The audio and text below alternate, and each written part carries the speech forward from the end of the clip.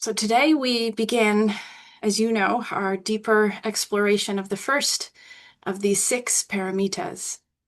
And before we move forward, I want to take just a moment to reflect on our last session, where we laid some foundation for this series by reflecting on what paramita means and tracing its roots a little more than we normally do in the Buddhist tradition.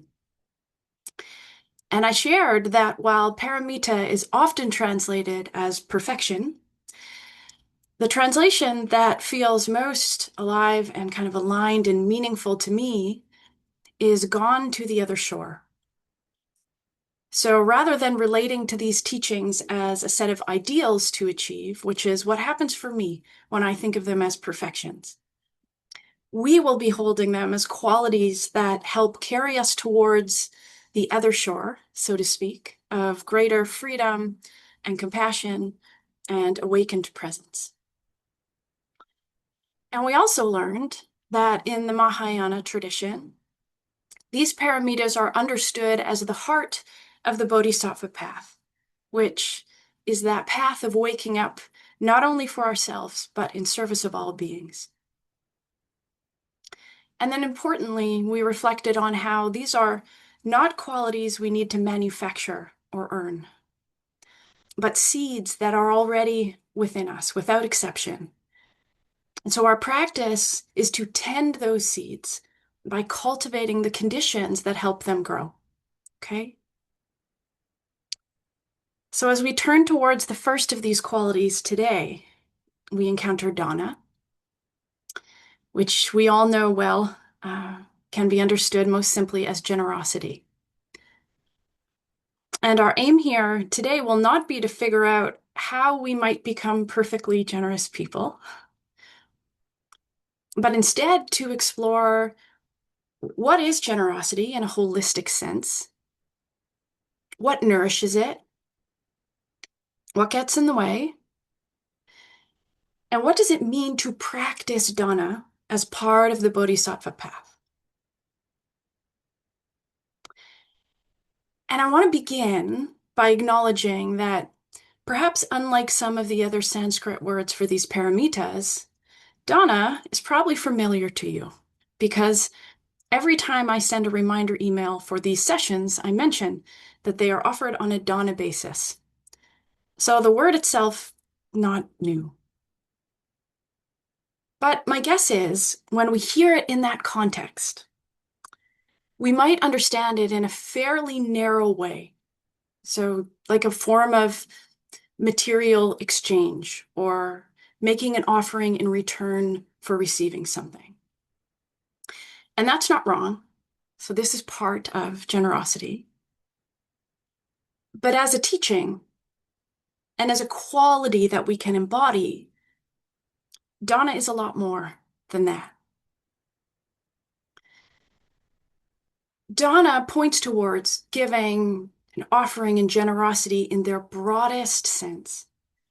So not only the giving of money or material things, but the giving of resources like attention and care and time, space, compassion. So as we touched on briefly last time, Dāna has that quality of an open hand and an open heart. And to me, it is significant that when it comes to walking the path of a bodhisattva, generosity is the place that the tradition asks us to begin. So not with wisdom or patience or even meditation, although, of course, all of those are important too, and they are part of this series of what we're going to explore. But that first step we take is in the direction of generosity. And in fact, more broadly, I think this is really interesting. It's said that the Buddha often offered Dāna as his very first teaching to new students. So paramitas aside, the very first teaching that he often brought was Dāna, because understanding generosity was part of what helped to open the heart and prepare the mind to receive these teachings in a deep way. And this really reinforces that image of thinking about Dāna as an open hand. Because a clenched fist, so just like a defended heart or mind, has a hard time receiving anything, right? And at the same time, I think it's really important to name that this kind of opening is not always easy or simple. Many of us, and I raise my hand here, have valid reasons to be cautious when it comes to giving. And there are at least two common barriers that can block our access to genuine generosity, both of which have their roots in the same place. So we're going to explore that a little. In one direction, generosity can easily become tangled with overextending. So with depletion, obligation, or a belief that our worth depends on how much we can offer outwardly to others. And this brings us to a really important insight, that not all giving is generous. Sometimes what looks like generosity on the outside is actually scarcity on the inside. So sometimes we give because we are afraid not to. And this is terrain that I know pretty well, because for a long time in my own life, and as I mentioned, this still comes up. My giving was often driven, at least in part, not fully, but by this sense that what I had sincerely to offer wasn't enough. But I was scared that if I held back or if I gave less, I might disappoint someone I cared about. I might be perceived as ungrateful or maybe selfish. Ultimately, if I boiled it all the way down, I was fearful that I wouldn't be worthy of connection and love if I didn't give everything I had. So I often gave more than I really had to give, kind of chronically. And interestingly, this seemed to come up especially when I was tired or stretched, and my fearful parts were the most activated. And this could still look like generosity from the outside.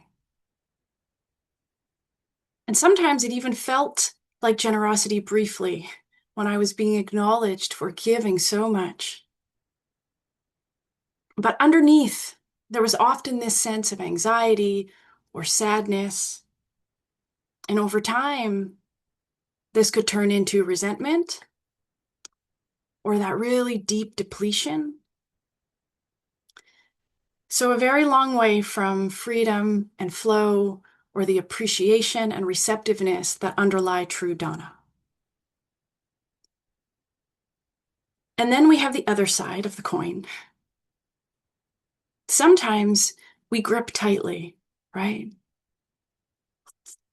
We might conceal or even hoard what we have, whether it's our time or our care or our money or our other resources, because some part of us is afraid that there won't be enough, or that if we open that hand, it might mean that we lose everything. Or maybe we've learned that giving can become expected of us, kind of assumed. And we might feel unappreciated or used. And so withholding could begin to feel like a safer path. And I think what's important to notice is that these two barriers might look like opposite ends of a spectrum, but really they are deeply connected because they're different strategies for trying to find safety in the face of fear. And the practice of Dāna is not about forcing ourselves in any direction. And that's really important. We're not trying to force ourselves towards generosity. But this practice is more about seeing clearly where we might be caught in fear that is blocking the flow of true, sustainable generosity. And once we can see this clearly, we can more skillfully care for and tend to these fearful parts of us. And this creates the conditions for the seeds of Dāna, so real Dāna, to begin to grow. And this connects us to that earlier question around what helps generosity to flourish. So if we're asking what conditions does Dāna need in order to grow, one answer is enough inner safety that we can begin to tell ourselves the truth. And from there, enough courage to really look at what is moving us when it comes to giving. So am I giving freely from a place of fullness? Or am I trying to secure or prove something? Am I offering what is truly available? Or am I extracting more than is growing? Or maybe, am I holding back because that's what's needed in this moment? Or is it because some part of me is afraid that there won't be enough? And I think these kinds of questions are really important because they help us sense whether generosity is flowing from safety and presence and truth, or whether it's being blocked or distorted by fear. And the good news is, even if our minds have trouble deciphering this, and this can be really challenging if we work with it intellectually, we can easily discern what's true by tuning into that felt sense. True generosity, and I've come to believe this wholeheartedly, is mutually nourishing. So it feels good to offer what we have to give. And it feels good to receive something that has been offered from that place as well. So there is this kind of freedom in it, this kind of ease and flow that feels spacious and alive and open in the body. And when that energy is present, it becomes part of the gift. And when it's not, and this can be a little tender. I've found this really tender reflecting on this. When we tune into the body and we feel tightness or constriction or heaviness, or there's some flavor or edge of resentment or depletion, that energy becomes part of what we offer as well. Even if mentally we want to be giving something else. So the body can help us to wisely discern the truth of our available resources and get a preview of the energy of what we are actually giving.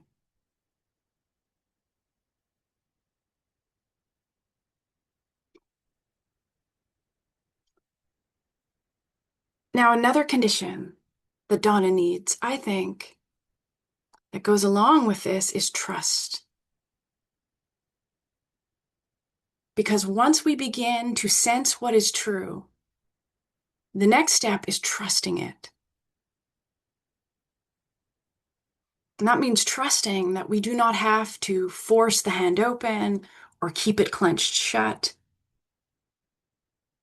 Trusting, giving does not impoverish us when it comes from what is truly available. And trusting that offering less or differently does not make us less appreciative or grateful or worthy of love. And this brings me to an image from nature that's been really alive for me as I've been sitting with this teaching. And actually, I received this one so directly in a moment sitting by a stream. A stream can seem like it offers so much, right? It nourishes the soil and all the many roots within it. It sustains animals of all kinds.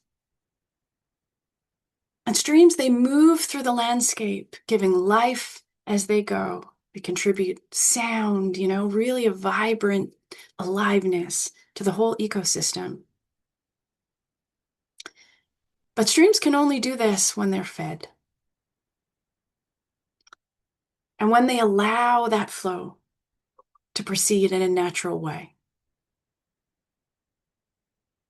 So under conditions of drought, or if something upstream has blocked the flow, the stream cannot keep offering what it doesn't have. And if that movement is obstructed or dammed up, what happens? The water can spill beyond its banks and become flooding instead of nourishment. So the stream teaches both sides of Dāna, the importance of being replenished and the importance of allowing what is here to move. And when those conditions are met, giving can become something natural. So it's not forced or performed or extracted. It is that movement of life that flows through us.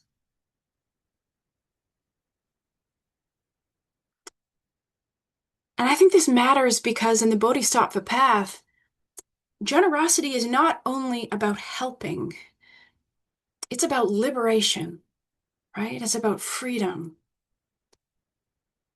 So if what we call generosity is actually in some way reinforcing fear or depletion or self-abandonment or a scarcity-based grip on life, something has gone off course. And this is why caring for ourselves is not the opposite of Dāna.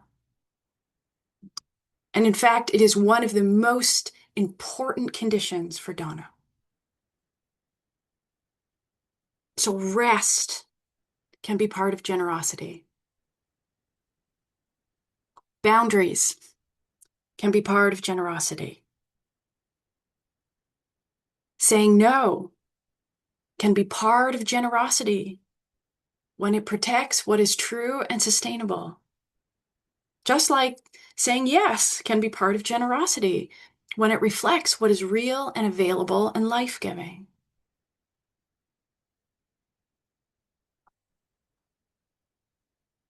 So what does Dāna actually look like in lived experience? Of course, sometimes it looks like material giving, but it often takes many other forms. And Thich Nhat Hanh says, the greatest gift we can offer anyone is our true presence. And I love that because it places generosity somewhere accessible that is not attached to means in a conventional sense. So presence is something every one of us can offer, at least in moments, so not endlessly.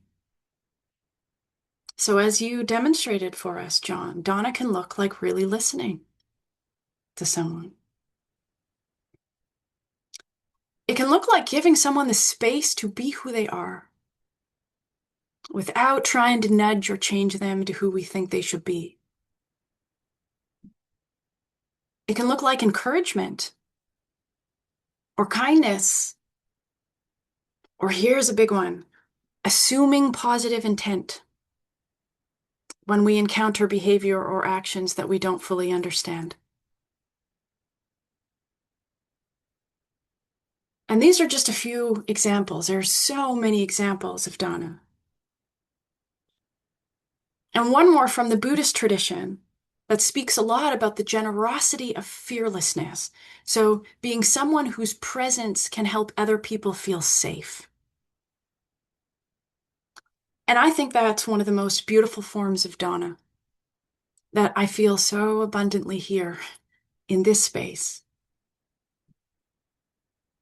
That generosity of creating conditions even for a little while, where another being can soften and exhale and belong.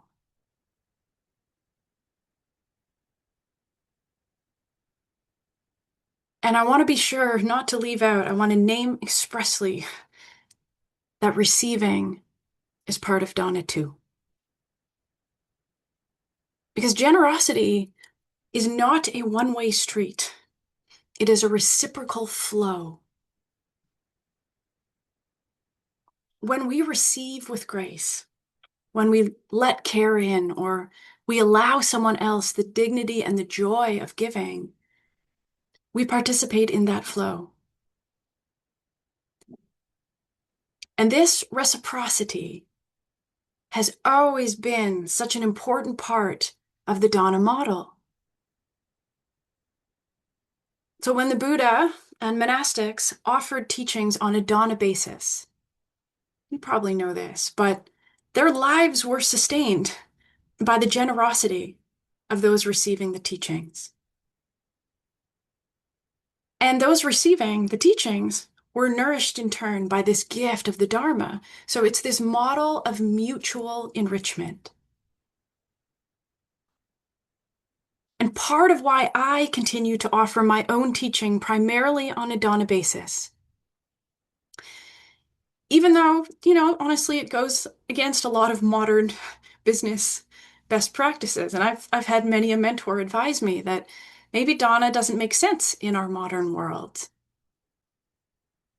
I feel really committed to it because it's so important to me to continue to participate in that multifaceted model of reciprocity.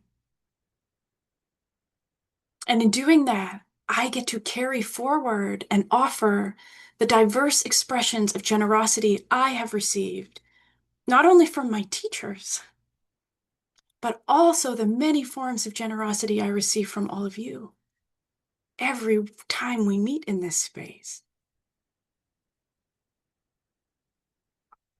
So as we hold all of this together, what I find at the heart of Dāna is this. Generosity flourishes when there is enough presence to know what is true, and enough trust to allow what is available to move, and enough care for ourselves and for each other that giving can become mutually nourishing and sustainable. So maybe that's why Dāna comes first in this set of teachings. Because practicing Dāna on the Bodhisattva path is not about some heroic outpouring. It's about learning to participate wisely and honestly in the reciprocal flow of life, so that what we offer becomes an expression of awakening rather than fear. And as we turn towards our practice now, the invitation is not going to be forcing ourselves in the direction of free-flowing generosity, but to sense what's available to flow. And what might be obstructing that movement?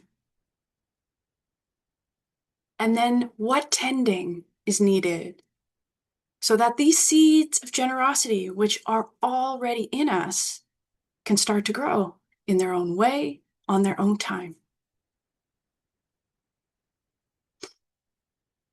So let's practice, my dear friends.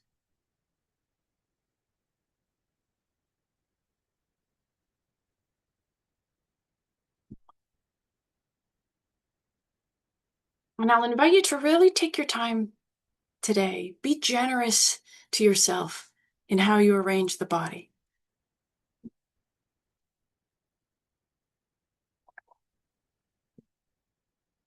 Finding some posture that feels supported and easeful.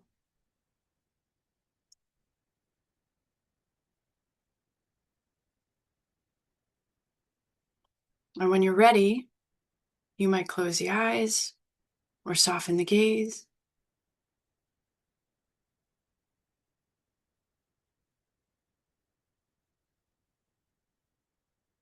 And today we will begin our meditation simply by noticing that you have a body and it is breathing.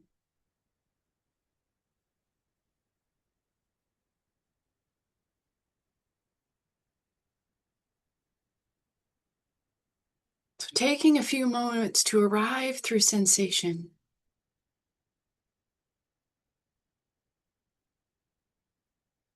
That might be the movement of the breath,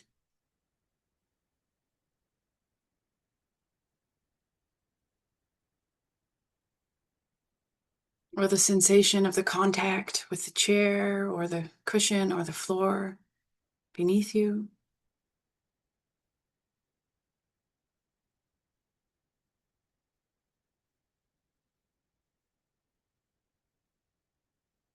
Tuning in to the temperature and the texture of the air on your skin.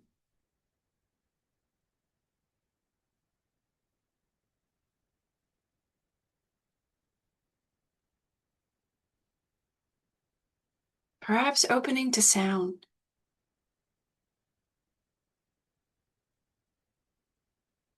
And just noticing as sound arises and falls.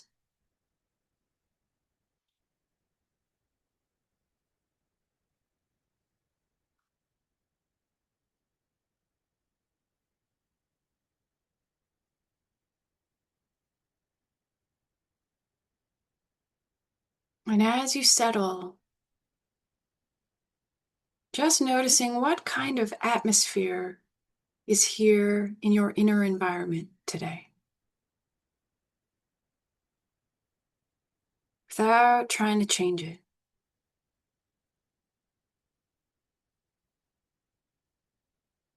That could be ease, maybe tightness,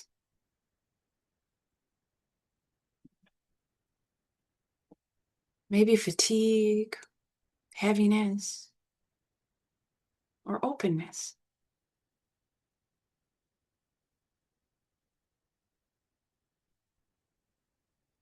So tuning in and opening to what that inner weather is like. And letting the body and the heart tell the truth in their own language.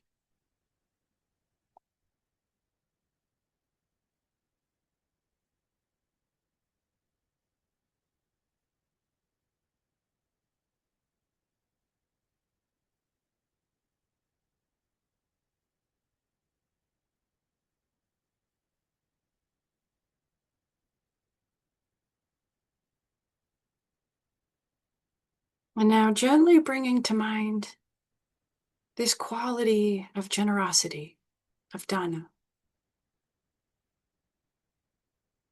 So not as an idea, but as a living energy we can sense.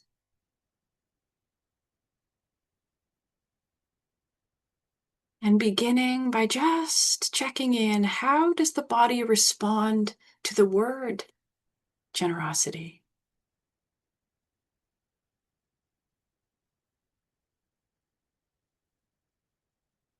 Just notice what happens in response to that word.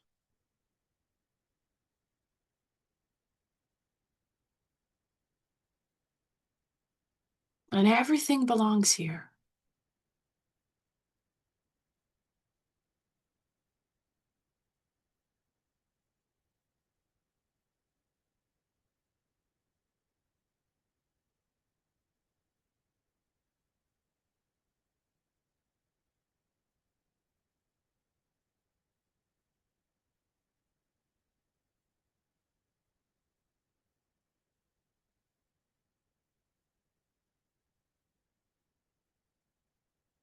Perhaps sensing into the image of a hand and getting curious about the shape of the hand of Dāna in you today. Does it feel naturally open? Maybe tense and closed?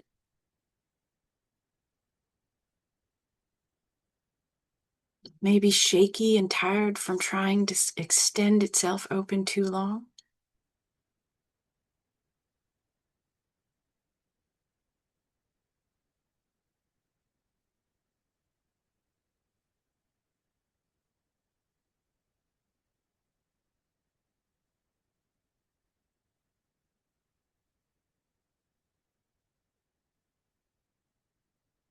Letting this be a somatic inquiry, so not one to answer with the mind, but one to feel. How does generosity live in the body right now?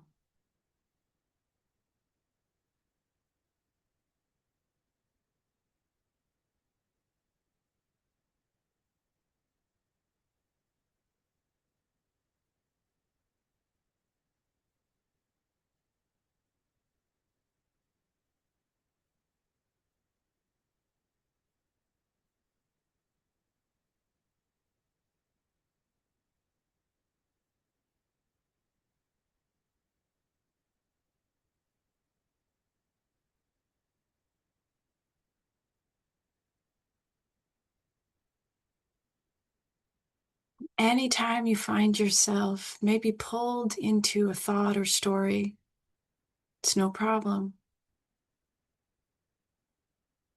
Just beginning again, relaxing the body back open, reconnecting with sensation, and listening.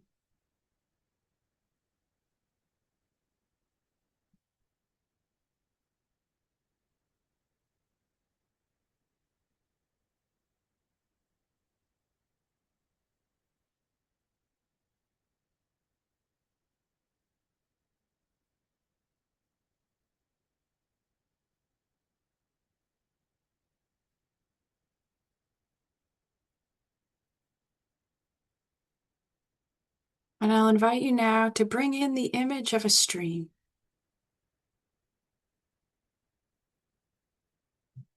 Just seeing and sensing it in your mind's eye.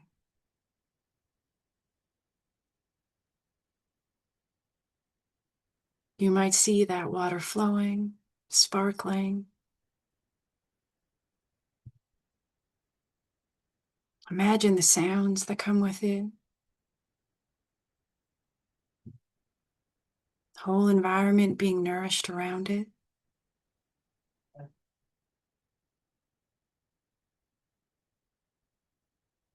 stream that can nourish because it is fed. And because it allows what is flowing to move.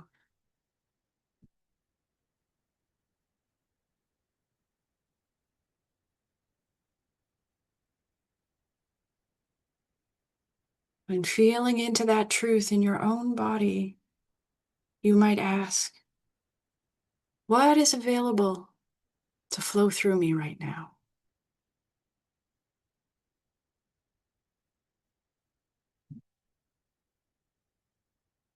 What do I have to give?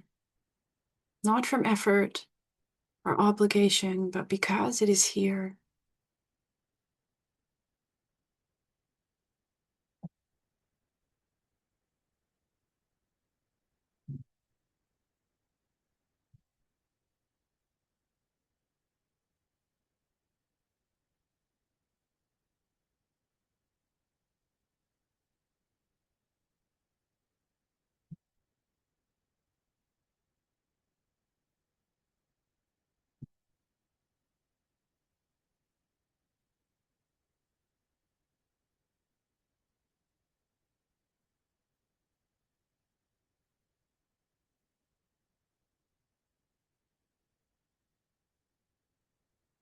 And as you envision this, you might sense that there's something obstructing the flow.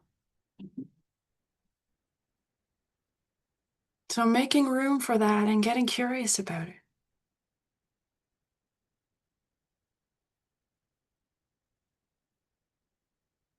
Maybe there's a tightness,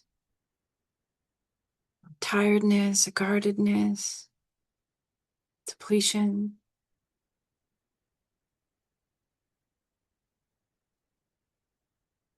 Just letting it be known and felt without any need to fix it.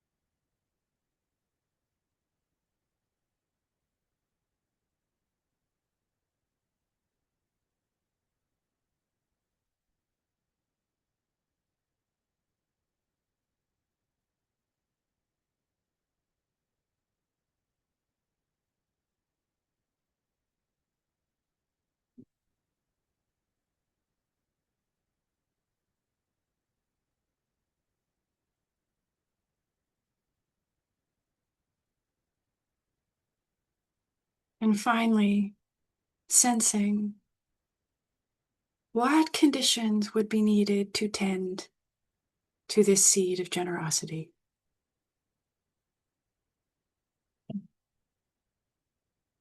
Could be rest, space,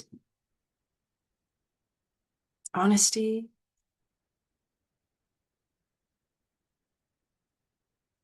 could be trust,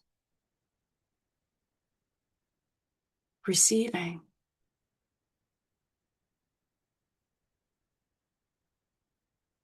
Again, not searching for any answer, just opening to that question and listening.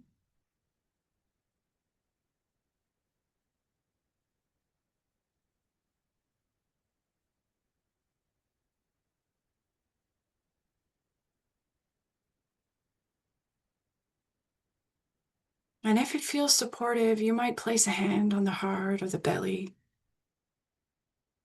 And if you can, offer what is needed to yourself.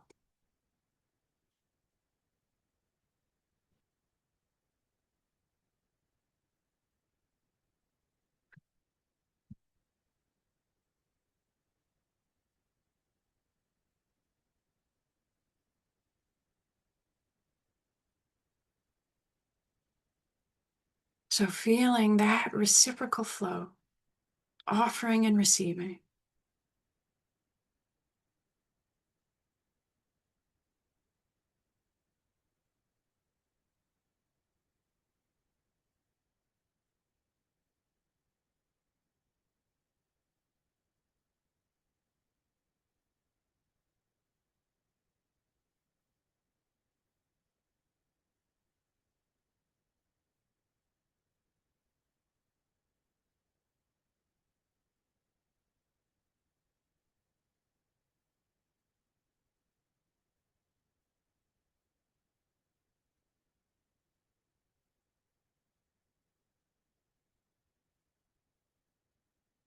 And in these last moments of our practice, I'll invite you to let go of any questions, any doing, and just rest in the generosity of loving presence that is around and within us all the time. Feeling it fill you, every cell. Watering that seed of generosity at its root.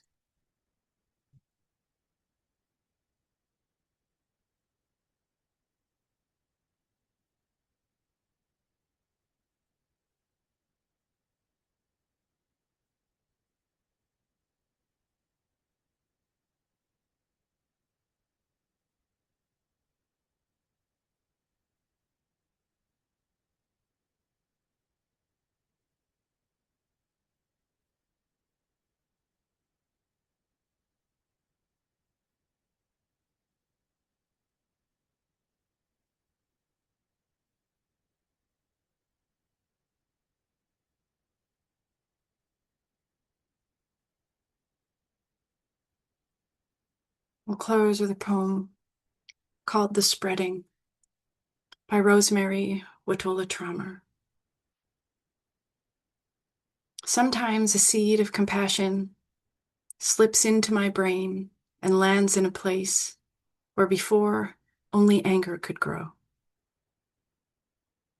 These seeds appear when I stop seeing humans as only our actions, and start seeing all of us as walking wounds.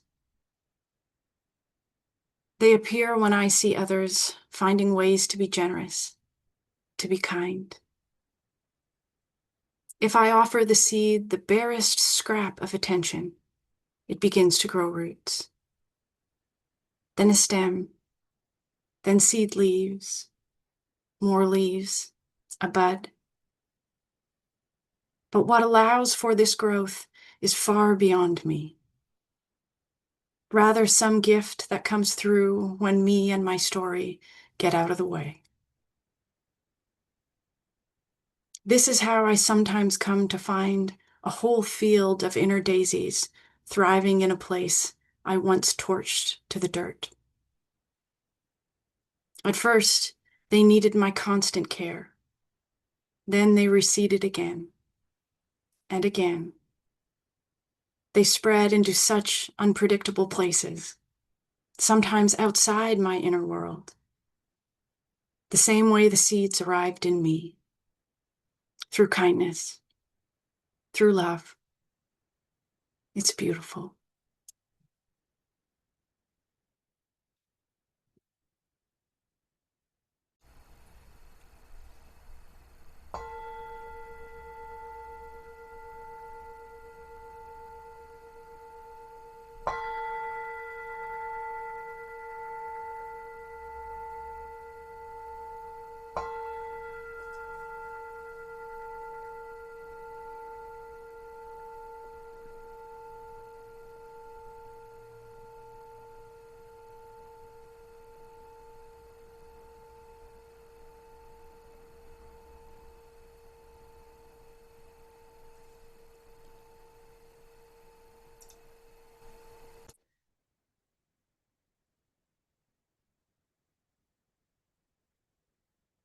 So emerging from the practice very slowly, my friends, just a little at a time.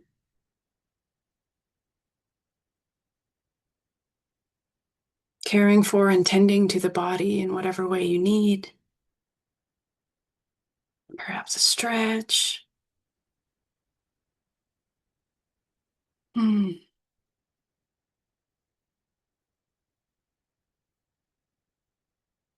Thank you for your practice.